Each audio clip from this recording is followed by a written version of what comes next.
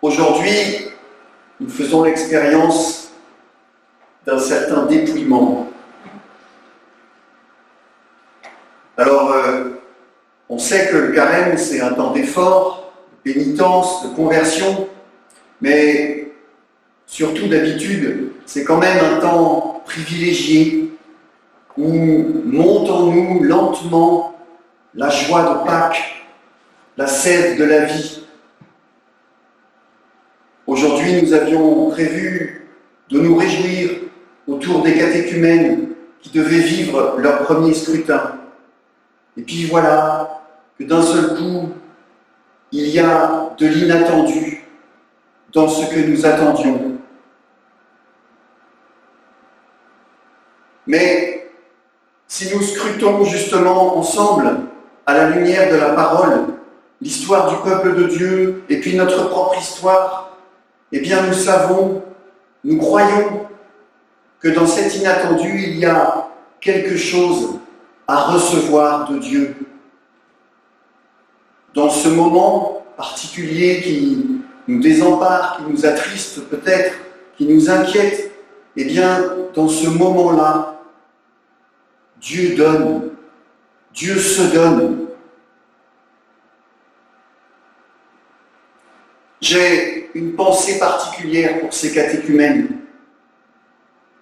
parce que je sais que chacune d'entre elles, a été appelée d'une manière ou d'une autre à l'exode dont nous parle la première lecture, l'exode d'un pays, d'une culture, d'une éducation, d'une façon de vivre qu'il faut quitter pour devenir chrétien, pour se mettre à la suite du Christ.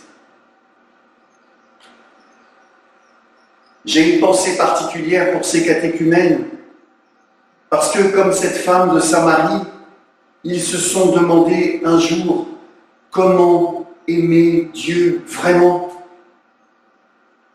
Alors que peut-être leur famille, l'un de leurs parents, leurs voisins, leur entourage, cherchent Dieu d'une autre façon ou ne connaissent pas Dieu, eux, ils se sont demandé qui était vraiment le Messie pour eux. Et aujourd'hui, maintenant, c'est l'heure décisive, c'est l'heure du choix. Et puis pour nous, dans ce carême, c'est vrai que c'est l'heure de l'épreuve. C'est l'heure qui vient. C'est l'heure, comme dit saint Paul, de devenir juste par la foi. C'est l'heure de mettre notre fierté dans l'espérance. Alors, dans ce moment particulier, peut-être que nous risquons de laisser des poisons s'ajouter à l'épidémie.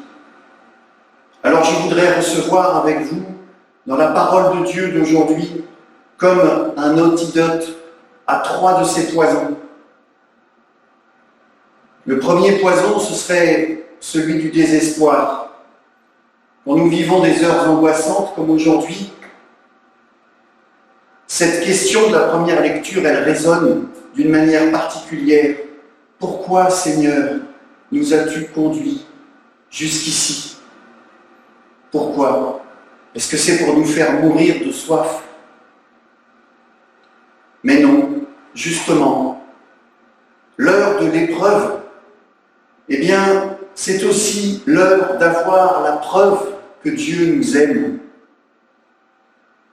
C'est à l'heure du doute, c'est à l'heure de la révolte que Dieu fait jaillir l'eau vive, qui nous restaure, qui nous désaltère. Peut-être même que c'est dans ces moments-là que nous pouvons mieux comprendre quelle est cette eau vive qui nous sauve alors que nous ne sentons capables de rien. Le deuxième poison, ça pourrait être celui du repli. Aujourd'hui, dans l'Évangile, nous voyons une rencontre en plein air, en pleine lumière, au bord de ce puits, alors que nous sommes confinés chez nous, empêchés d'être ensemble. alors nous pourrions céder à ce poison. Il est si fort dans notre société, ce poison de la peur de l'autre, du repli sur l'identité, sur le même que nous. Mais nous voyons que Jésus, qui marche entre Jérusalem et la Galilée, il ne prend pas le plus court chemin, il fait des détours. Il a fait un détour par la Samarie pour rencontrer l'autre, le plus différent, la plus différente de lui. C'est dans la rencontre de l'autre que Dieu se révèle, qu'il nous fait connaître toutes choses. C'est dans nos rencontres humaines, dans la fatigue, dans le poids du jour, dans la soif, qu'il nous révèle comment aimer vraiment. Le troisième poison, ça pourrait être de croire que nous sommes privés de Dieu parce que, justement, nous ne pouvons pas nous retrouver pour nos célébrations. Il faut faire attention, c'est toujours une tentation de la vie religieuse de tout ramener au culte, au rite, au point parfois même de nous disputer pour savoir s'il faut faire exactement comme ci, exactement comme ci, comme ça, aller sur la montagne, être debout, à genoux, aller au temple, ailleurs.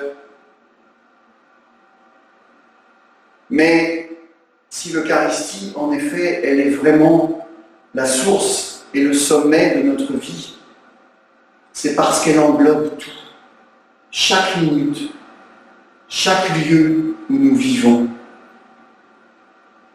Comme dit saint Paul, c'est dans nos cœurs que l'amour de Dieu a été répandu par l'Esprit Saint qui nous a été donné.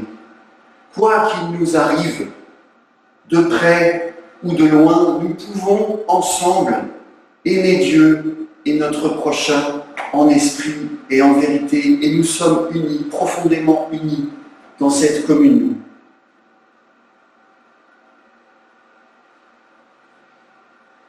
Alors voilà, dans ce carême particulier, eh bien nous sommes invités plus que jamais à creuser ce puits profond en nous, au fond duquel il y a la source. Nous avons soif de l'amour de Dieu, et Dieu, il a soif de nous aimer. Dieu se révèle dans ce moment, dans ce lieu. Dieu, il se révèle dans ce plein midi aride où il devient clair pour nous que nous lui manquons et qu'il nous manque. Alors en ce temps de carême un peu désemparant, nous devons plus que jamais inviter le Christ à demeurer chez nous pour vivre avec lui, pour vivre pour le monde entier sa Pâque, son passage par la mort et vers la vie. C'est vraiment lui, le Sauveur du monde. Amen.